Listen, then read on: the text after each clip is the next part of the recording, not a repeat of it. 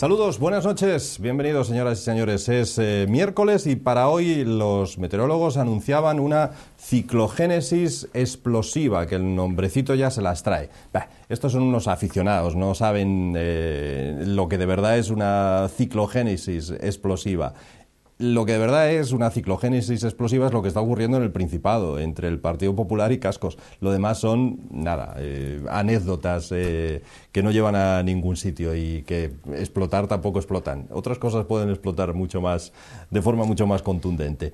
En fin, cuando parecía que al menos UPyD tenía la posibilidad de elegir entre dos bandos, pues alguno de esos dos bandos se empeña en que no sea necesaria elección ninguna. Vamos a intentar aclarar hoy este asunto después de que el pacto entre Cascos y el Partido Popular peligre, porque ambos optan o quieren optar a la presidencia del Principado de Asturias. Es verdad que todavía queda un tiempo para decidir, para pactar, para acordar. Vamos a ver qué es lo que pasa antes de la investidura. Pero esta misma semana se deben ver pistas de por dónde puede ir la cosa en esa elección de la mesa de la Junta General del Principado, que quedará constituida este viernes. Bueno, vamos a intentar aclarar algo, o no lo sé muy bien, de este asunto con nuestros invitados. Humberto González, ¿qué tal, Humberto? Muy buenas. Digo o no porque no siempre es fácil aclarar todo esto, por mucho que nosotros nos empeñemos y seamos personas, o seáis personas documentadas quienes venís a la tertulia, pero es que los pronósticos en este caso, puedo asegurar que aquí en esta mesa donde hoy está sentado Roberto, hace una semana escasamente, un contertulio que doy por muy bien informado, apostó una mariscada a que aquí gobernaban PP, Foro y UPyD. Apostó una mariscada. Bueno, está por perderla, no sé, ¿eh? Todavía nos quedan como más de 2 semanas para saber cómo tiene desenlace la película en cuestión.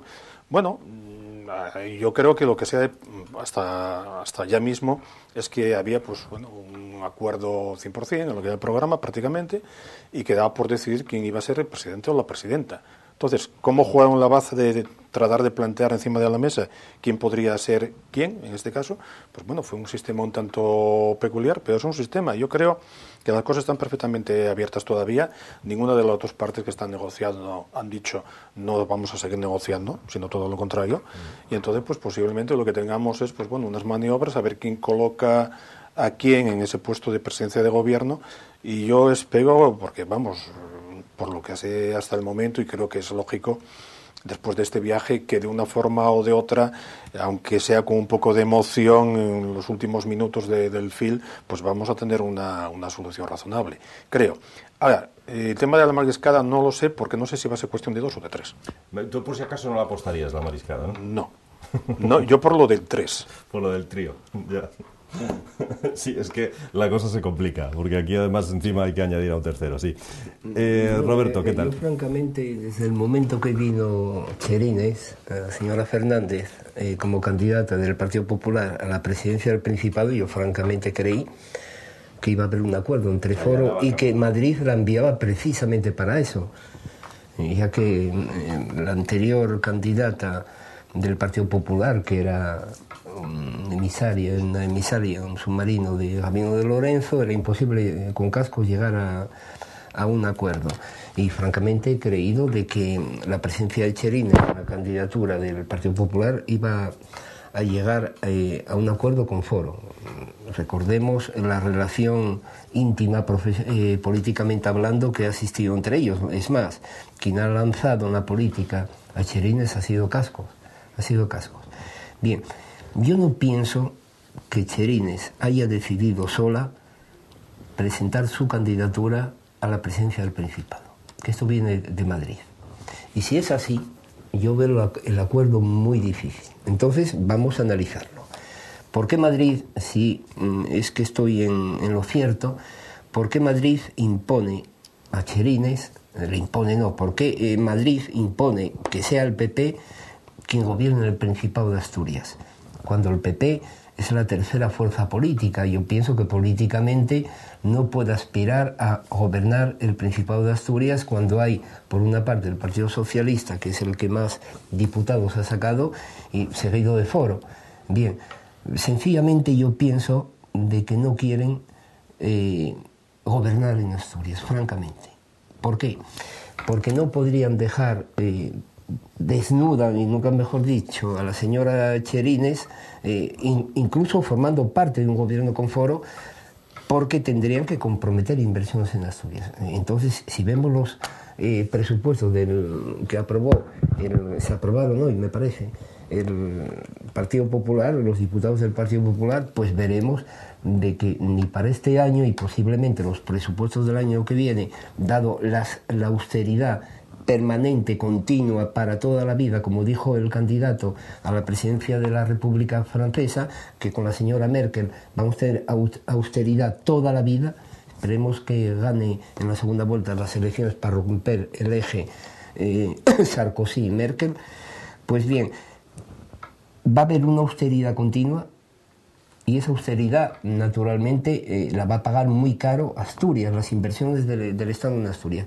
Y con el Partido Popular en el gobierno, pues sería muy difícil evitar algún tipo de inversión en Asturias. Y no olvidemos que en Asturias está por hacer buena parte de la autovía del Cantábrico y que llegue el AVE a Asturias. Consecuentemente, yo pienso que a Madrid, al Partido Popular de Madrid, a Rajoy concretamente, no le interesa de que el Partido Popular forme parte de un gobierno, y sobre todo con Cascos. Ya sabemos la personalidad que tiene Cascos, de que va a intentar, bueno, a pesar de que Cascos les está ofreciendo de las mejores consejerías que hay, en el pacto de las mejores consejerías que hay, como es la Consejería de Fomento, por ejemplo. Muy bien, pues aún así yo pienso que es Madrid quien ha impuesto a Cherines esta especie de comedia de presentarse como candidata a la presidencia del Principado, precisamente para que no forme parte del gobierno de Asturias el Partido Popular. Últimamente, a pesar de esa ruptura, porque hay que hablar de ruptura, porque cada uno presenta su candidatura por un sitio, una ruptura de las negociaciones. Pues bien, hoy el diputado de Foro en Asturias ha votado a favor de los presupuestos del Partido Popular. Y de ahí una pequeña introducción, una pequeña novedad por parte de Cherines, que dice que, bueno, que el pacto y las negociaciones todavía no están rotas. Yo pienso que viene como consecuencia del apoyo de Foro a los presupuestos del Estado. Pero yo veo muy difícil, si es Madrid quien ha impuesto a Cherines presentarse como candidata a la elección al Principado de Asturias, muy difícil. ¿Tiene sentido, Humberto, que quien es efectivamente la tercera fuerza política sea la presidenta del gobierno? Bueno, en política tiene sentido todo. Yo voy a contradecir un poquitín a Roberto. Yo creo precisamente que lo que en primera instancia no le interesa en absoluto al Partido Popular, la dirección nacional del partido, es tener pues otra comunidad coloreada en rojo en el mapa del Reino de España. Sabemos que Andalucía, pues evidentemente está perdida para el Partido Popular, y desde luego no creo que le guste la idea de que... Con Asturias son 7 o 8 millones. Sí, no, pero sí, no es lo mismo una que dos. Y luego yo sé que Rajoy, que es un lector de Teodoro, apuesto, aunque parezca mentira, y cierto diálogo lo tiene presente, aunque sea pues sacando una comparación un poco a destiempo. Y no creo que interese en Madrid. Otra cosa es que es legítimo que en la fase que tenemos, donde no había acuerdo todavía, porque no se había puesto ninguna de las dos partes a hablar de ello, quién iba a ser presidente o presidenta de la comunidad autónoma, fruto del acuerdo, pues es una forma de presentar, que puede ser peculiar, pero es una forma de presentarlo y ponerlo encima de la mesa. Mañana, si no me equivoco, hay una reunión del Comité Ejecutivo Regional del Partido Popular, donde Mercedes Fernández tendrá que plantear, bueno, pues esto es lo que hay. Evidentemente, supongo que, como no puede ser de otra forma, en Génova son conscientes y conocedores de la propuesta que hizo Mercedes Fernández ayer, o que le iba a hacer, ¿no? De todas formas, yo en ese sentido no creo ni lo uno ni lo otro ni lo contrario. Vamos a ir viendo. De todas formas, yo creo que esto forma parte de la negociación. Hay que darse cuenta que nos queda pues casi medio mes de mayo y el final de este mes todavía por delante para llegar a dilucidar el tema. Y posiblemente la prueba de fuego de si hay o no hay base de acuerdo sea la constitución de la mesa de la Junta General, y vamos a ver cómo están realmente las cuestiones y los ritmos. Si hay una composición cercana a lo que marcaba el papel con que se habían puesto de acuerdo, o que había propuesto en este caso Fogg al Partido Popular, bien, o una representación de acuerdo con la presencia de diputados de fuerza política, podemos decir que la cosa va bien. Si vemos que hay una operación de cordón sanitario, pues vemos que las cosas van a estar mal. Entonces yo creo que la prueba para saber exactamente el ritmo de la cuestión es esperar a la constitución de la Junta General, de la mesa, y a partir de ahí pues vamos a ir viendo, y posiblemente pues salga algo más o menos claro, un poco más claro, de la reunión del Comité Ejecutivo Regional del Partido Popular de mañana. Sí, no, coincido contigo, y además es que Foro le ha propuesto al Partido Popular, dentro del acuerdo, de la negociación, que continúe siendo el Partido Popular quien presida la mesa de la Junta, pero es importantísimo cómo van a actuar por una parte Foro y por otra parte el Partido Popular, o bien conjuntamente. Y también es importantísimo a ver qué se le reserva en esa mesa a UPyD. Pero yo pienso que UPyD es la señora que hay que cortejar, y por parte de ambos partidos pues van a ofrecerle lo mejor. Incluso por lo que ha llegado a mis oídos, es que incluso hay algún partido que le ofrece incluso la plaza de senador. Ya sabéis que la Junta nombra 2 senadores al Senado, naturalmente, y UPyD, bueno, con un solo diputado, pues puede ver que el representante de UPyD, el cabeza de lista de UPyD en Asturias, pues resulte senador. Yo sé que eso viene por parte del Partido Socialista. Han ofrecido renuncia a la elección de su senador por parte de la Junta para ofrecérselo al diputado de UPyD. Y es importantísimo también, no solamente vamos a ver cómo evoluciona la cosa ya con la constitución de la mesa, pero vamos posiblemente a saber por dónde evoluciona UPyD precisamente en la constitución de la mesa. Consecuentemente hay que esperar, pero yo mantengo de que Cherines no pudo tomar esa decisión sola de presentarse a la presidencia del Principado, porque francamente no es de recibo que con 10 diputados tercer partido aspire, sabiendo que no va a ser elegida presidenta de la Junta. Entonces, ¿por qué rompe? ¿Por qué motivo se presenta a la presidencia? Sencillamente porque el Partido Popular de Madrid, yo pienso, es mi opinión, no quiere que el Partido Popular de Asturias gobierne en el Principado. Ni solo, por supuesto, que eso no se va a conseguir, ni por supuesto con Álvarez Cascos. No sé cuántos votos pudieron sumar ambas formaciones. ¿Cuántos votos tuvo el Partido Popular en estas últimas elecciones y cuántos Foro? ¿Recordáis más o menos? La verdad que no me acuerdo, porque tenía en la mente un poco los porcentajes. Pero en todo caso, sí, evidentemente tenía bastantes más votos Foro. No, pero quiero decir que en total podrían ser 180, 200.000 entre ambos, sí, no recuerdo, pero redondeando. Aproximadamente, a pesar de que bueno, hubo una bajada importante solamente Izquierda Unida pues subió en votos. Lo digo porque, ¿qué se les dice a estos 200.000 votantes que tienen la ilusión de que su partido gobierne y para eso lo han votado? ¿Qué se les dice si ahora no se llega a gobernar? Sí, el problema es ese. El problema es que más allá de las negociaciones entre las direcciones de los partidos políticos, pues hay que tener en cuenta que incluso más allá de los militantes, que los partidos no son solamente los militantes, la parte importante son los votantes, que es la parte gorda de este caldo, ¿no?, para todos los partidos políticos.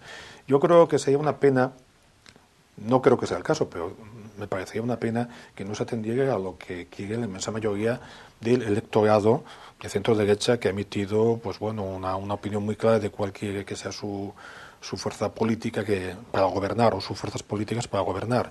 Y está claro que en estos momentos en Asturias hay sociológicamente una mayoría de centro derecha, lo cual cambió pues una inercia hacia la izquierda de décadas. Pero si sumamos votos de centro derecha y votos de centro izquierda, vemos que los primeros son mayoría ya sociológicamente y electoralmente en Asturias.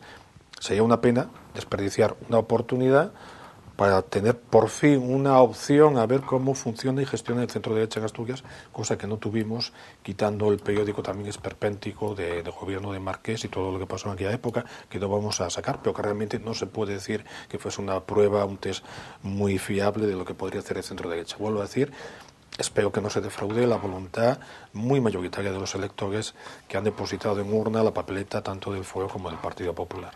Bien, evidentemente tú planteas una cuestión muy importante, es que cómo puede gobernar el centro derecha en Asturias. Bien, ha gobernado Marqués y yo pienso que durante el mandato de Marqués ha habido las mayores inversiones en Asturias. Naturalmente después fue cuando pasó a la presidencia de Tini Areces y tuvo que continuar con las inversiones que había hecho Marqués. Yo pienso que ha sido una buena gestión por parte de Marqués a la cabeza del Principado de Asturias. Yo decía porque sí, pasó lo que pasó, no sí, dio tiempo. pero exactamente, pero luego pasó lo que pasó. Buenas formas y algunos buenos resultados. Pero una buena gestión. Y por otra parte, Cascos ha sido un gobernante en España con el gobierno de Aznar. Y no le podemos negar la buena gestión, no solamente que tuvo hacia el Principado de Asturias, de inversiones.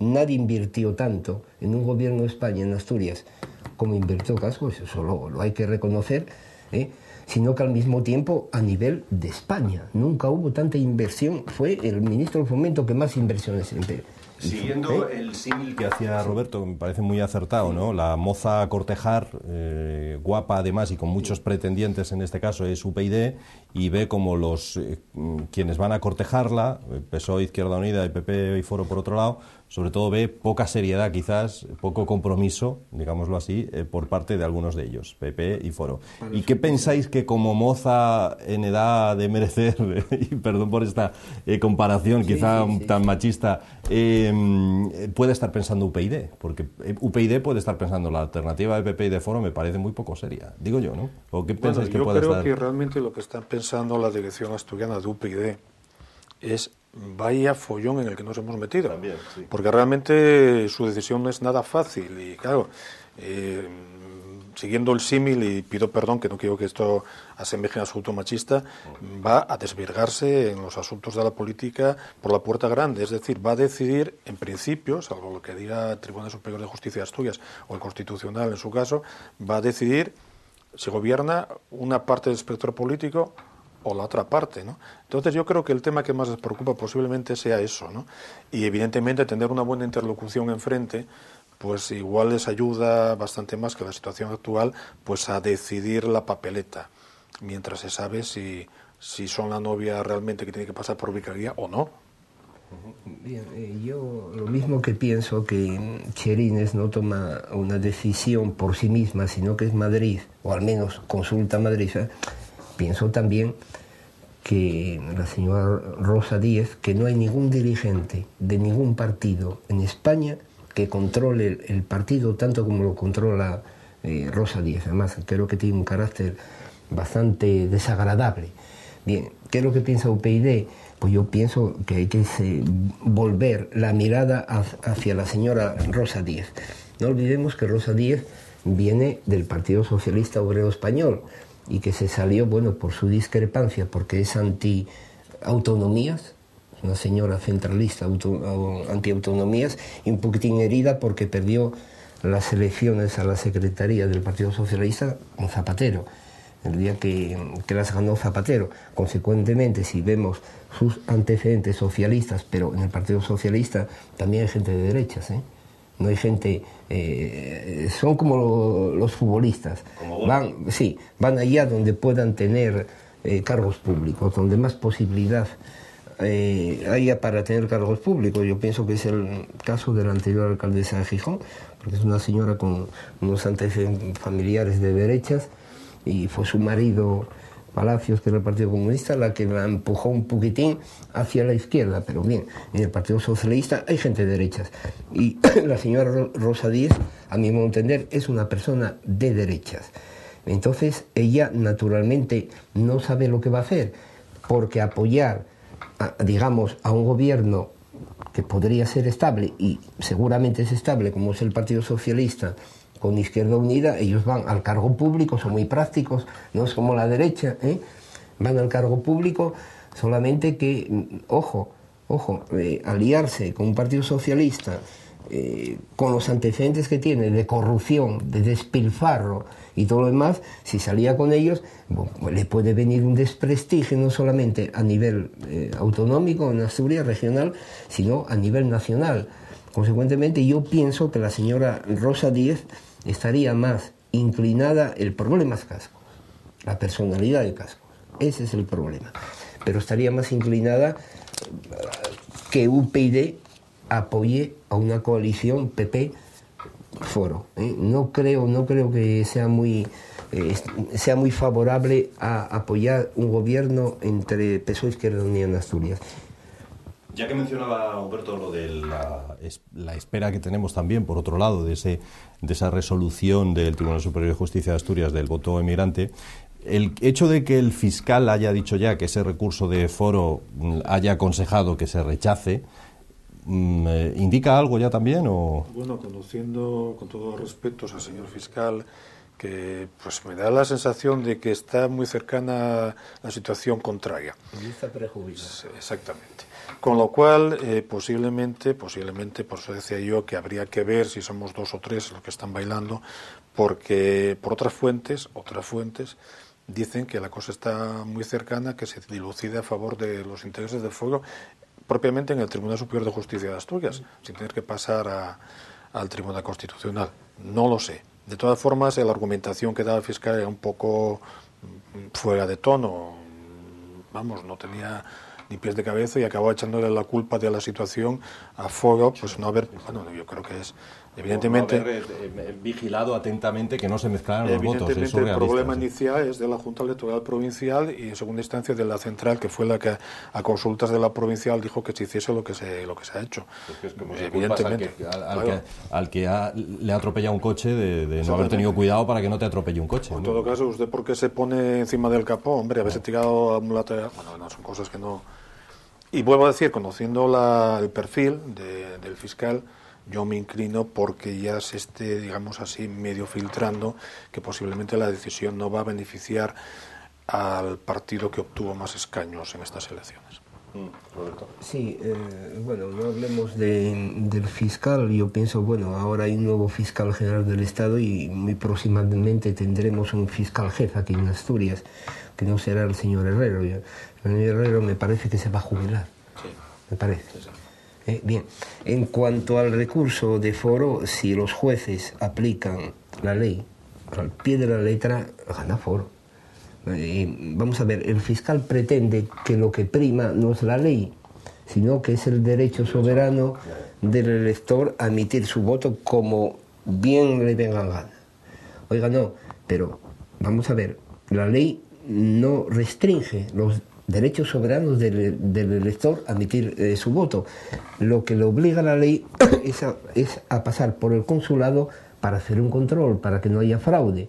Cualquiera puede enviar, si yo lo envío, no, oiga, mire, el cónsul es un fedatario, da fe como un notario, y aquí me viene un señor con un voto, ha emitido, yo pongo una señal de que este señor ha votado, me ha traído el voto, he controlado su carnet de identidad, su pasaporte o su tarjeta del país donde reside, y hay un control mucho más justo. Ahí no hay ninguna violación del derecho ni soberano de un elector a emitir su voto, de un elector español a emitir su voto en el extranjero. Y consecuentemente, si los jueces aplican al pie de la letra la ley, el recurso será estimado por parte de la Sala de lo Contencioso. Ahora bien, estamos hablando de muy pocos votos, 300 votos, y en el occidente de Asturias. Yo pienso, bueno, que hay que repetir además, dado que han mezclado todos los votos con las papeletas consulares que llegan del cónsul, va a haber que repetir toda la votación de los inmigrantes en el extranjero. Y bien, yo pienso que los inmigrantes volverán a votar exactamente lo mismo. No creo que en el plazo de un mes vayan a cambiar de opinión. Y estamos hablando de 300 votos, que puede haber fraude ahí, puede haber algún tipo de fraude. Bueno, eso no va a cambiar el resultado del voto extranjero. Yo pienso que el PSOE va a continuar ganando un diputado con el voto de los emigrantes. No solucionará nada, pero Cascos hizo muy bien en recurrir. Hizo muy bien. Por cuanto hay una vulneración de la ley, hizo muy bien en recurrir, pero de poco le va a servir si la decisión del Tribunal Superior de Justicia de Asturias es estimar su recurso contencioso administrativo. De poco le va a servir. Lo que tú bien decías, la ley es la ley y desde luego la gente no la puede interpretar como le venga según el petite de cada cual. Claro, lo ponía el símil, lo ponía Cascos, y ahí creo que está bastante iluminado. Era como decir, vamos a poner el caso de que yo sé que tengo que votar en Gijón, digo, pues no, pues me apetece votar en Valleniello porque lo digo yo. Entonces, ¿qué va a primar? ¿La ley o lo que yo como elector vaya a decir? El sistema es el mismo, ¿no? Entonces, evidentemente ya se hizo esta aplicación sui generis en las dos anteriores elecciones, pero evidentemente ese voto no tuvo ninguna influencia en el resultado final. Desgracia, evidentemente, el resultado porque inclina la balanza hacia un sitio y hacia otro. Otro tema es que si el Tribunal Superior de Justicia de Asturias dice que es acorde a derecho el recurso de foro, puede decir que se repitan las elecciones o no. O puede decir simplemente que anula esos votos, ¿no? Puede anular los votos. Los 300 y pico votos. Están todos mezclados. Puede anular toda la votación. Es una opción que se abre. Obligado. No, puede anularla. ¿A quién se le ocurrió coger esos votos y mezclarlos con el resto de los votos? Pues la culpa debe ser de quien lo denunció en su momento. Oigan ustedes que estos 332 votos no vienen acorde a ley. Bueno, pues es un problema que, vuelvo a decir, que lo generó la Junta Electoral Provincial y en última instancia la central, que fue la que a preguntas de la provincia dijo no, que se meten en urna, ¿no?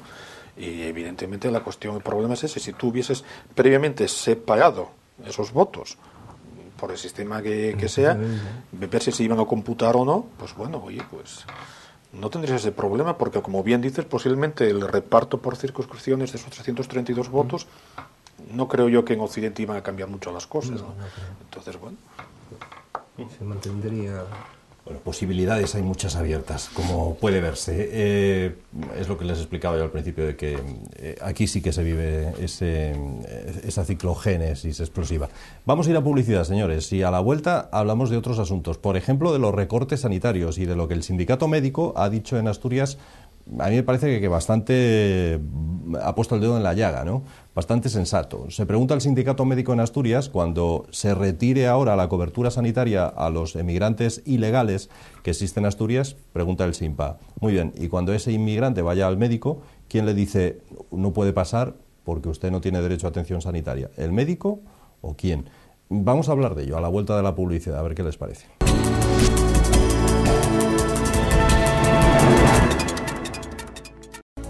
Bueno, como ustedes saben, es una de las polémicas de los últimos días, tras el anuncio de recortes incluso en la sanidad y el copago de medicamentos. Hemos conocido que los inmigrantes ilegales se van a quedar sin tarjeta sanitaria, será el próximo 1 de septiembre o el 31 de agosto, a partir de esa fecha. Y a partir de ese momento, ¿qué es lo que puede ocurrir? Primero, a quienes sean menores o a quienes estén embarazadas no les va a afectar. Segundo, ¿cómo puede contribuir esto, dicen algunos, a que se propaguen enfermedades propias que quizá puedan traer personas que vienen pues de África, de otros países en condiciones sanitarias un poco lamentables, como las que allí se viven? Por ejemplo, la tuberculosis. Puede aumentar la propagación de este tipo de enfermedades. Y un asunto más en el cual ha puesto el dedo en la llaga hoy el sindicato que defiende a los médicos asturianos. Se pregunta el SINPA, bien, y si hay que decirle a un inmigrante ilegal, usted no puede recibir asistencia sanitaria, ¿quién se lo va a decir? ¿El propio médico? A ver, empezamos por donde queráis de toda esta serie de preguntas, Humberto. Bueno, el problema, la cuestión no es tanto la aplicación puntual en casos concretos, que entraremos en ello, sino el tema ¿es sostenible la sanidad actualmente tal y como está, sin ningún tipo de, vamos a decir así, de retoque o reajuste? Pues creo que es evidente que no, por varias circunstancias. Una, porque evidentemente la crisis económica ha hecho visibles una serie de deficiencias que tiene nuestro sistema, en este caso también el sistema sanitario, en cuanto a manutención. Segundo, porque somos una sociedad que este es un tema que posiblemente ahora en mitad de la crisis no le demos muchas vueltas, pero cuando se salga de ella, tarde más o tarde menos, se saldrá de ella como de otras crisis que hubo anteriormente, que el tema es la bajísima natalidad que tenemos, con lo cual la base de la pirámide productiva es mínima, es un pico cada vez más veces.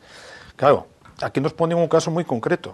Pues bueno, vamos a ver, con la nueva normativa, si los menores de 18 años van a ser atendidos en lo que concierne a las enfermedades que tienen que vacunarse, pues bueno, queda el tema cubierto.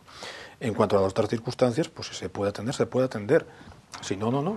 Evidentemente, posiblemente la consecuencia negativa de esto sea que se vayan a sobrecargar los servicios de urgencia, donde sí se va a prestar asistencia pues a todas las personas.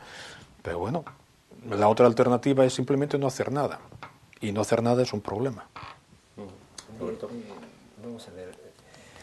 Yo me pregunto con un partido de derechas o de centro derecha, que ya sabemos que políticamente se inclina por la Iglesia, que se dicen creyentes, religiosos, ¿cómo se puede comportar así con seres humanos? Bueno, es que no es lo mismo predicar que dar trigo. Permítame ahora la... Sí, como francamente, y yo considero más cristiano, entendiendo la ideología cristiana por socorrer al próximo, yo considero más cristiano el Partido Socialista, francamente. Hay una hipocresía por parte de la derecha en algo que... Vamos a ver, ¿cuánto se va a economizar? ¿Cuánto se va a economizar no dando una asistencia a los inmigrantes? Pues muy poco o nada. Sin embargo, estamos perjudicando a seres humanos que han venido a España, han confiado a España. ¿Cómo un país desarrollado se va a comportar así con los inmigrantes? Oiga, si en España hay más de 2 millones de inmigrantes en el extranjero, y no olvidemos que el derecho internacional se basa en la reciprocidad. Es decir, si en tu país hacen a mis ciudadanos, a mis compatriotas esto, pues yo os hago lo mismo a vosotros. Bueno, esto yo pienso que no se lleva adelante, y porque además no olvidemos que hay un delito tipificado en el Código Penal que es la denegación de auxilio. Vamos a ver, si una persona necesita una intervención quirúrgica urgente y que no tiene medios económicos para pagarla, oiga, ¿qué la vamos a dejar a morir? Oiga, usted incurriría además en un delito contra la fe a la cual usted dice pertenecer y creer, además un delito en el Código Penal. Francamente, la derecha de Rajoy, bueno, a lo mejor no es Rajoy, es el contable de Montoro, porque Montoro no es un economista, es un contable, porque la política de presupuestos que está haciendo la puede hacer cualquier ama de casa. Oiga, mire, tenemos menos ingresos, hay que hacer menos gastos y vamos a recortar. Eso no es economía, porque van a echar al carajo el crecimiento, no el crecimiento, pero la poca industria que tenemos y el poco consumo que tenemos con esas medidas presupuestarias, lo van a echar abajo todo. Es un contable. Pues bien, yo me pregunto cómo Montoro, que eche cuentas y que verá que es una medida que nos puede causar mucho perjuicio a nivel internacional, concretamente de los españoles que están en el extranjero, porque España es un país de migrantes. Oiga, yo estuve en París y como yo hubo 2 millones de personas en el extranjero. ¿Cómo puede tomar una medida así? Porque supone muy poco dinero para el erario público. Francamente, yo no lo comprendo. Espero que los médicos, ¿quién va a tomar una decisión para saber si una persona tiene derecho, un inmigrante tiene derecho o no? Bueno, pues el médico, ¿qué le va a pedir? ¿Papeles? ¿Ingresos? Pues no lo sé. Francamente, yo estoy muy decepcionado por estos países que se dicen, estos partidos de derechas que se dicen católicos creyentes, por mi culpa,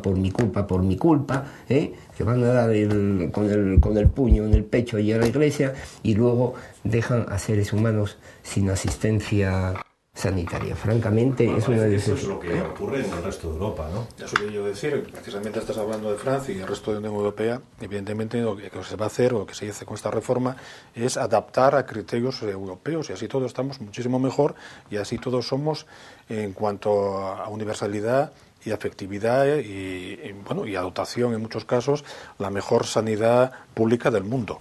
No lo digo yo, lo dice mucha gente y no solamente españoles. Dicho lo cual, me voy a permitir una serie de precisiones. Uno, estamos hablando que esta medida puede afectar parcialmente a inmigrantes ilegales. Estamos definiéndolo claramente, ilegales. Es decir, sí, ahí no entro yo, ahí podemos entrar después. Segundo, el tema de la definición más o menos confesional, en este caso del partido que gobierna. Vamos a ver, en el Partido Popular podemos decir que hay tres sensibilidades. Una democristiana, que es minoritaria, otra liberal y otra que no es ni lo uno ni lo otro, que no sé cómo definirla, pero que es así. Es decir, el Partido Popular no es un partido religioso, no es un partido confesional y no es un partido precisamente donde, vamos a decir, el peso de una confesión determinada, en este caso la cristiana, más allá de lo que puede ser un enunciado importante dentro del capítulo del humanismo, que no es así, no es así en absoluto. Y yo particularmente no soy de la sensibilidad democristiana, dicho sea de paso. En cuanto a lo de... ¿Más de la liberal o de la otra? Entonces? De la liberal, aunque a veces soy ni del uno ni de lo contrario. Y luego el tema de, claro, lo que dices de la reciprocidad a nivel internacional. Ya me gustaría a mí que muchos países a los cuales acogemos inmigrantes, en este caso ilegales, hablo de los ilegales, y de aquella forma tuvieran la misma reciprocidad para con los ciudadanos españoles. Ya no digo en sanidad, porque en estos casos evidentemente iba a ser bastante difícil viendo el sistema sanitario de estos países, sino en otros ámbitos. Y por demás, evidentemente son personas, pero tenemos en la circunstancia actual dos opciones para actuar sobre este problema y otros. Es decir, o hacemos lo que se está haciendo, o la otra vía, que es muy fácil también, que es la que hay el Partido Socialista posiblemente, que sería, pues bueno, subir los impuestos de una forma brutal, subir el IVA, etcétera, etcétera, etcétera, y eso sabemos a dónde nos iba a llevar. Entonces, en los titulares de prensa, en vez de hablar del copago, que no es copago, del PP, tendríamos que volver a hablar del impago socialista, que es el que nos ha llevado a la situación en la que estamos, ni más ni menos. No, por supuesto, eso lo sabemos y no hace falta decirlo tanto, ya lo sabemos. Los españoles ya sabemos que fue el Partido Socialista, por su mala gestión, que dejó las arcas públicas en escombros. Eso ya lo sabemos. O reformar ajustando, ya lo sabemos. En este caso, como la abuela, sí, es decir, sí, la abuela de caso, oye, pues si hasta aquí llego, hasta aquí puedo comprar y lo demás, pues no puedo comprar, sí, no puedo comprar, o sí, subimos impuestos y la situación pediría unas subidas brutales de impuestos con lo que yo iba a conllevar. No tan brutales. Vamos a ver, lo que hay que hacer es decirle a Bruselas, oiga, mire, yo voy a reducir el déficit del Estado en mucho más tiempo. Usted a mí no me marquen porcentajes de reducción ni plazos. Yo soy un Estado soberano. Soy un Estado soberano. Es lo que hay que decirle. Que, vamos a ver, el primer ministro holandés dimitió porque no estaba de acuerdo con las imposiciones que le hacía no la Unión Europea, Merkel, Sarkozy. Y insisto una vez más, esperemos que para romper ese eje de austeridad que nos espera, de miseria que nos espera con ellos en Europa, que gane la presidencia de Francia el candidato del Partido Socialista. Bien, lo que no puede hacer Rajoy es obedecer, decir sí, guana, a la imposición que le está haciendo Merkel, Sarkozy. Oiga, mire, yo tengo una política social que hacer en España, y yo tengo que atender que no vaya a menos el consumo en España y necesito un plazo mucho mayor para reducir el déficit. Ustedes nos metieron en un euro que no ha sido controlado por ninguna autoridad monetaria, ha sido una chapuza sacar la moneda del euro en esas condiciones, que nos ha perjudicado al bolsillo porque ha subido la vida ya al principio un 30% y que ha causado daños muy importantes a los estados, sobre todo a Grecia. Lo mismo que nos ha reducido el poder adquisitivo a las personas, a las familias, también le ha causado un daño económico muy importante a los estados como España y Grecia. Bien, consecuentemente, en lugar de sacar esa política de austeridad y sobre todo meterle mano a la sanidad y a la educación, y sin embargo mantener casi el presupuesto de defensa, el presupuesto militar, que se mantiene prácticamente igual, porque hay que atender a la OTAN y todo lo demás, bien, pues plantarse entre Merkel y Sarkozy y decir, mire, yo para el año que viene no voy a reducir al 5% el déficit porque no puedo. Tengo una política social y educativa que atender. Y igual que todos los países, ponerse de acuerdo todos aquellos países que quieran, no quieran verse imponer esta política de austeridad por el eje franco-alemán. Porque al único país que le ha convenido el euro ha sido precisamente Alemania. Y Alemania es la que tiene que pagar todo eso, todo el daño que ha causado a los países que hemos entrado en el euro. En lugar de llegar a hacer esas políticas de austeridad, de suprimir derechos básicos, como es la sanidad, incluso a personas emigrantes, que son personas, oiga, están en el territorio y desde el momento que están en el territorio debemos de atenderlos, al menos sanitariamente. Consecuentemente, Roberto, sí, se da casos de gente que viene precisamente por el llamado, lo que la ministra de Sanidad llama turismo sanitario. Turismo sanitario, bueno, yo no me lo creo eso. Vamos a ver, una persona... Me consta vamos a ver. Muchísimos casos. Vamos a ver, si Cuba tiene una seguridad social y una sanidad mejor que la española. No, distinto totalmente, Roberto. No, tiene médicos de muy alto nivel y es completamente gratuito. Inglaterra tiene una seguridad social superior a la nuestra. Francia, como mínimo, igual que la nuestra. Entonces, cuando ande diciendo que tenemos la mejor seguridad social del mundo, oiga, no, porque científicamente no estamos a nivel de los Estados Unidos en materia sanitaria ni de Francia. Yo no he visto a ningún rey moro de esos multimillonarios venir a operarse a España.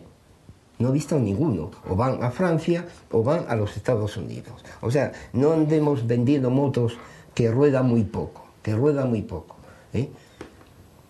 No, sobre esto, me puedes poner yo a hablar de reyes moros. Evidentemente, cierto tipo de dirigentes de ciertos países les gusta cierto tipo de establecimientos hospitalarios que no son los que precisamente marcan la media de calidad sanitaria de un Estado.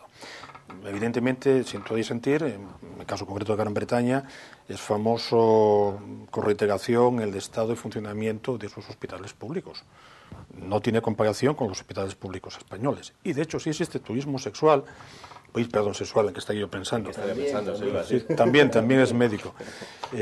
Turismo sanitario, porque precisamente gran parte de los que ejercen ese tipo de turismo son esos veganeantes que tenemos. Otra cosa distinta es, por ejemplo, el que es natural de Gran Bretaña o de Francia, pero que ya ha radicado pues su residencia, pues lo típico, vas a la provincia de Alicante, donde sea, y ahí viven. En consecuencia, como están allí, están tributando, están pagando, es lógico, ¿no? Pero mucha gente, pues curiosamente, tiene pues su jamacuco oportuno en territorio español, que es lo que le permite pues cambiarse una prótesis determinada o cierto tipo de operaciones que en el sistema general de su país, caso de Gran Bretaña, pues no podría hacer a no ser pagando, cosa que aquí no pasa en España.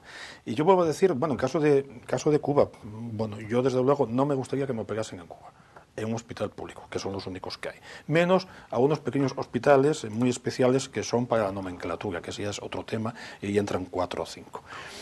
Y por lo demás, algo que dijiste antes, me llamó la atención sobre cómo estamos en Europa y lo que pasa en otros países. Si gana Hollande, posiblemente su modelo es más cercano a lo que hizo Grecia en su momento, que primero fue falsificar los datos, como hizo el PSOE en el año pasado, y acaba de ratificar precisamente en la Unión Europea esa diferencia en el déficit. Y luego, decir que se hacían las cosas y no se hacían, luego tener una sobredimensión de empleo público brutal, que es el caso de Grecia, y luego unas políticas muy alegres, ¿no? Entonces, el problema que tenemos es que el estado de bienestar se mantiene con la sensatez, con la lógica y sabiendo qué recursos tienes y dónde los puedes gastar. Y este estado de bienestar, vuelvo a decirlo, incido con lo que comenté antes, nace en un momento determinado en Europa. Es una concepción de Estado que nace de la socialdemocracia, pero que asume evidentemente pues todos los partidos políticos democráticos de Europa. Nace de la existencia de una tasa de natalidad alta. Con la tasa de natalidad que tenemos actualmente es imposible mantener el sistema sanitario, el sistema educativo, el estado de bienestar en los parámetros que tenemos actualmente. Es totalmente imposible. De acuerdo.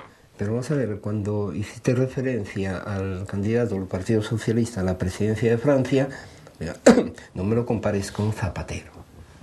Es gente un poquitín más seria. No hice la comparación con Zapatero. Mitterrand estuvo gobernando muchos años en Francia y su gestión, tanto económica como social, ha sido muy positiva. Consecuentemente hay un lapsus que tenemos que asumirlo aquí, porque fue elegido democráticamente Zapatero.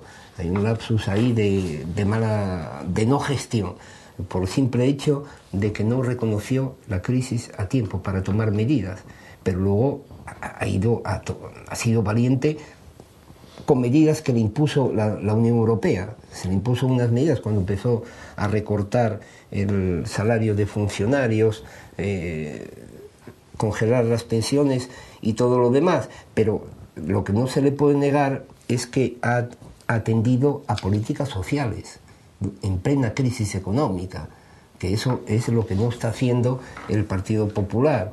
Consecuentemente hay que también matizar mucho la gestión de Zapatero. Su única culpa, su única falta que tuvo es que no quiso reconocer la crisis a tiempo, a pesar de que sabía que había perfectamente una crisis que se avecinaba encima.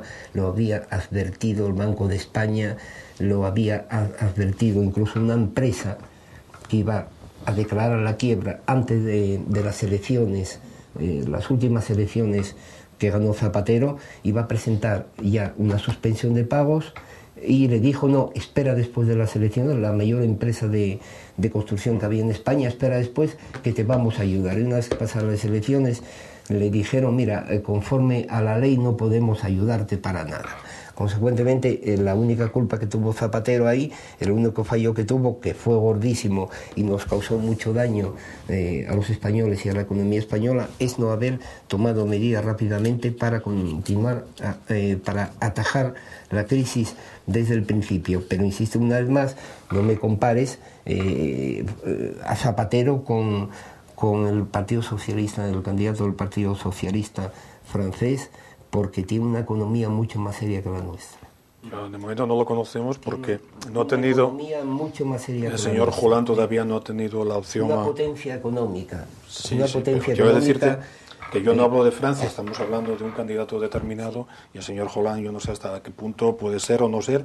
Tiene muy buenos economistas el Partido Socialista francés. De momento se le supone... Muy buenos universitarios. Sí, pero es como un servicio militar, exactamente, como decía Víctor. Entonces eso está por ver. Lo que sí me suena un poco rancio es decir: no, vamos a marcar otros ritmos, vamos a decir, no, vamos a hacer más estas otras cosas, y posiblemente igual lo haga bien, yo no digo que no. Pero el hacer esas otras cosas son las que ha llevado pues a muchos gobiernos a donde están, y en gran parte en Europa pues bueno, han agravado las situaciones hasta el punto de estar donde estamos. Y en el caso concreto de Zapatero, no es tanto que no reconociese en su momento la crisis, que ya es mucho, sino que no se pudiese hacer en su momento lo que podía haber evitado posiblemente que a una de las medidas que se están tomando no se tomasen, o hubiera que podido tomarse de una forma más liviana. Entonces, evidentemente, la situación actual es la que es. Vamos a ver cómo mantenemos nuestro sistema sanitario, nuestro sistema educativo, cómo mantenemos el estado de bienestar. Hay dos opciones, es decir, gastando lo que tenemos, no más de lo que tenemos, reordenándolo, buscando criterios normales. Vamos a ver, lo que no era lógico es que, por ejemplo, los sistemas sanitarios, que tantos como comunidades autónomas, te encontrases que hubiese unos cuantos con sistemas informáticos distintos, por ejemplo. O la famosa carta, que es una de las medidas de esta reforma, la famosa carta de servicios gratuitos, que no sea igual en una comunidad que en otra. Por ejemplo, hay comunidades donde las prótesis sean gratuitas y aquí no eran gratuitas, por decir. Entonces, hay que uniformar, dar un poquitín de orden a las cosas y gastar lo que tienes. Porque la otra alternativa, vuelvo a decirlo, es bien positiva. Y bien positiva en una situación como la que tenemos, lo único que va a hacer es acabar de ahogar a los pocos empresarios que haya, y pues va a traer en consecuencia más despidos, más pago, etcétera, etcétera. Y tengo la sensación de que tardar más o menos, yo creo que no se va a tardar tampoco demasiado en salir de esta crisis, cuando vuelvan un poco las vacas flacas, sea el momento de revisar medidas de este tipo y volver a recuperar posiblemente cosas que inevitablemente se tengan que perder en este año o estos años. Y es así, no, yo creo que no hay otra. Yo, si alguien me da un argumento o me da unas medidas que, pues decir, no, esto va a funcionar y esto va a funcionar, medidas concretas, no grandes palabras, pues digo, pues oye, tiene razón y estupendo, pero yo tengo la sensación de que hasta día de hoy no hay más aquello que el de la abuela, que todos entendemos. Si entran 20, no puedes gastar 40. Yo insisto una vez más que hay que alargar los plazos para la reducción del déficit. En eso coinciden muchos gobernantes europeos de la Unión Europea. El último ha sido el holandés, que dimitió porque se negaba a aplicar las exigencias de Merkel y Sarkozy. Es imposible, es imposible. Y es más, la política de Rajoy, para cualquier economista, nos va a conducir a una recesión y a una deflación, y vamos a ver cómo España va a salir de la política que quiere aplicar Rajoy. Es más, dentro de un año, Rajoy, me temo mucho que va a resucitar a Zapatero. Bueno, hablamos de otros asuntos. Me van a permitir que utilicemos esa frase tan castiza de éramos pocos y parió la abuela.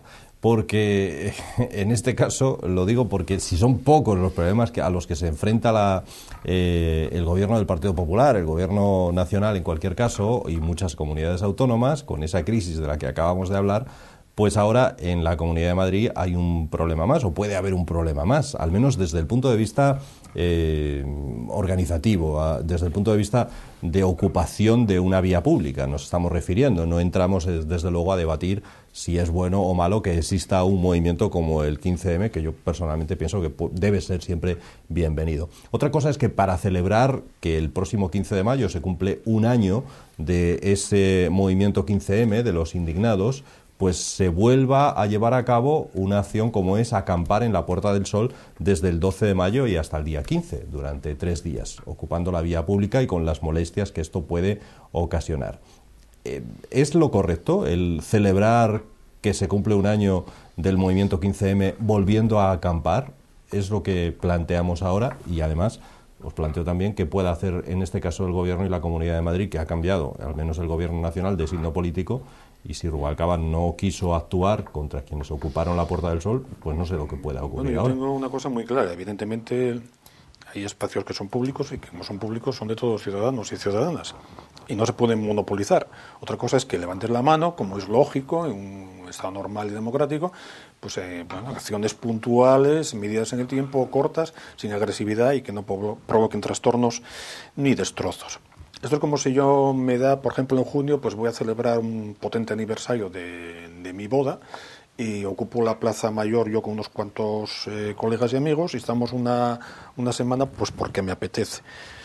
Pues igual alguien puede decir que es una cosa un poco frívola la que he dicho. Bueno, evidentemente yo no discuto que los postulados del movimiento 15M sean interesantes o no, justos o no, que yo creo que más bien todo lo contrario, no deja de ser una de esas tantas butades que nace desde la marginalidad política de parte de la izquierda cada X años, y yo vuelvo a decir, yo desde luego veía muy mal que se repitiesen las escenas y los espectáculos que se dieron lugar en los primeros meses de vigor de este movimiento, ¿no?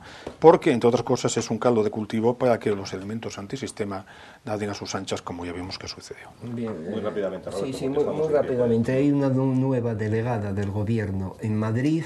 Vamos a ver cómo actúa, que ande de puntillas, aunque yo pienso que va a ser dirigida por el Gobierno de España, que ande de puntillas, porque si anden a porrazos, aquí se va a armar la Marín Morena y con... Es la chispa que falta, sí, ¿no? Es la chispa que falta, paro creciente, restricción del poder adquisitivo y todo lo demás, que anden de puntillas, que no vayan a lo fácil, policía porrazos pa' aquí para allá, que anden de puntillas. Y hemos visto lo que pasó en Valencia, ya lo hemos visto. Yo francamente estoy de acuerdo de que hay que respetar la vía pública, eso estamos de acuerdo. Bien, tienen que medir y tienen que reflexionar como sobre muchas cosas. Yo veo el movimiento este 15M, lo veo como un divertimento de unos chavales que no va a llegar a ningún sitio. Pero bueno, pero de todas maneras yo pienso que la delegada del gobierno y el gobierno de Rajoy deben andar de puntillas aquí y no ir a lo fácil, a la porra, ¿eh? Bueno, dentro de solo unos días, hablando de hechos y de efemérides importantes, se va a celebrar la Semana de las Letras Asturianas. Y esta casa, para conmemorar esta celebración, no va a ocupar ninguna plaza, no vamos a acampar en ningún sitio, pero lo que sí vamos a hacer es proyectar, emitir, que ustedes puedan ver una película, un clásico del cine del oeste, del western, en asturiano. Resulta sumamente curioso ver a los actores hablar en asturiano, pero además de las cuencas, ¿no? Asturiano cerrado. ¿Qué podemos adelantar, Humberto, de este asunto? Bueno, yo por lo que sé, digamos, yo tengo información de primera mano de la productora, aunque no tengo que ver nada con ella en ese sentido, pero sí, es un western, es un divertimento de películas, una película muy entretenida, protagonizada por John Wayne y Maureen O'Hara, de una pareja de excepción y que repitió básicamente el mismo papel muchas veces. Esta es una versión un poco sui generis de La Ferecilla domada de Shakespeare, muy libre, y esa es una película muy entretenida, una película coral, y donde, como bien dices, John Wayne y Maureen O'Hara y otros personajes pues hablan en asturiano. No sé si tanto de los cuenques, sí normativo, pero un asturiano entendible y lógico. Hombre, seguro que nos puede chocar, pues no estamos acostumbrados, pero evidentemente yo tengo una amistad que es precisamente de Wyoming, y estando por aquí se ponía a ver las películas y las series de televisión y le chocaba muchísimo porque, claro, él evidentemente recibe la voz de los personajes en versión original, que es la de su país, y le chocaba enormemente, ¿no? Bueno, a mí también me chocó, por ejemplo, cuando vi una película, un clásico, que es Qué bello es vivir, en español, de Cuba, que también me chocaba, es decir, los acentos y las formas y las lenguas. Claro, exacto. Y sin embargo, traducido en México, sobre todo, cuando empezó la televisión. Que hubo muchos programas en versión latina. Y luego hay una cosa importante, por ejemplo, chocó mucho las primeras películas, las series de televisión en Galicia, que es el caso más cercano que tenemos, y sin embargo la televisión que más se ve en este momento es la TVG en Galicia, ¿no? Ya es normal, hay unos doblajes de largometrajes en torno a más allá de la treintena todos los años, y hay montones de series que se ven con normalidad en gallego. Incluso eso generó una escuela de actores y actrices que vemos comúnmente en series de otras cadenas de ámbito estatal y que, si te das cuenta, son reconocibles porque empezaron en una serie o incluso doblando largometrajes en gallego. Sí, sí. Bueno, pues en todo caso, simplemente decir que lo considero una novedad, una iniciativa muy novedosa y muy importante, ¿eh? Y espero que continúe. Y me han chivado que con muy poco dinero público. Sí, efectivamente. Eso es importante en los tiempos de aclarar, que no es ninguna película caza subvenciones ni nada parecido. No, efectivamente, es una iniciativa muy importante y yo pienso ahí que tenéis un filón y que hay que continuar explotándolo, por el bien de la lengua. Yo tengo grandes amigos, aunque yo viví en el extranjero mucho tiempo, y claro, me hago un lío con las lenguas, y ahora otra lengua más. Yo la lengua que aprendí de pequeñín en San Malangreo, yo también soy de la cuenca minera, y de ahí no pasé, pero tengo grandes amigos académicos, por ejemplo Carlos Lastra, de ANA, un amigo de lucha ecologista en mis primeros tiempos, mi periodo azul, y tengo grandes amigos y yo deseo que esta iniciativa continúe y desearos toda la suerte. Bueno, sobre todo que siga bien funcionando esta productora, porque también está generando puestos de trabajo poco a poco, una pequeña industria, pero que bueno, cada paso va consolidándose y va creciendo y se va ramificando a otras partes del campo audiovisual. Bueno, estupendo. Pues esta televisión que fue pionera en series en asturiano, como aquella famosa serie de dibujos, El Faro de Illán, va a poder emitir, ya digo, si no me equivoco, el próximo jueves, día 3 de mayo, jueves 3 de mayo será cuando, coincidiendo con esa Semana de las Letras Asturianas, proyectemos McClinton y podamos ver a los actores protagonistas de este western, de esta película del oeste, un tanto políticamente incorrecta. A ministras como Leire Pagín no le hubiera gustado nada, seguramente. A nosotros seguramente tampoco, como algunas de las expresiones que se dicen ahí, pero es una película como originalmente se grabó y se rodó hace ya, pues supongo que 40 o 50 años o incluso más, ¿no? Será de los 50 o de los 60. De 60 y algo. 68, no estoy seguro, 60 y algo. Bueno, más de 40 años en cualquier caso. En cualquier caso. 61. Bueno, será el próximo jueves, día 3 de mayo, cuando ustedes la van a poder ver aquí, McClinton, en asturiano. Se la ofrecerá esta casa, Teleasturias. Gracias, Humberto, por estar aquí con nosotros esta noche. Igualmente a Roberto. Gracias. Y a ustedes decirles que volvemos el lunes a ver si les podemos contar algo más de la Junta General del Principado que se constituye este viernes. Seguramente sí. Gracias, hasta la semana que viene.